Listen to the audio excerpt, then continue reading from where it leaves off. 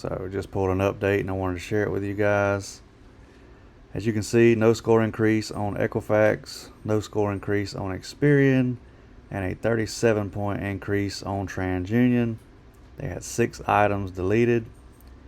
A $10,000 student loan was deleted from Equifax, Experian, and TransUnion. $30,000 student loan was deleted from TransUnion.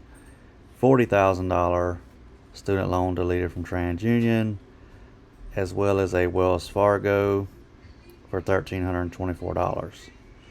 So this is pretty good round for this client.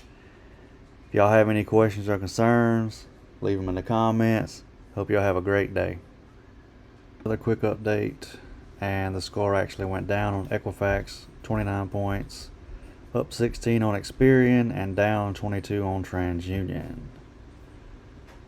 But they got Navy Federal for $4,925 deleted off Experian and TransUnion, and then another Navy Federal deleted off of TransUnion for $2,857, and then another Navy Federal for $2,927 deleted off of TransUnion.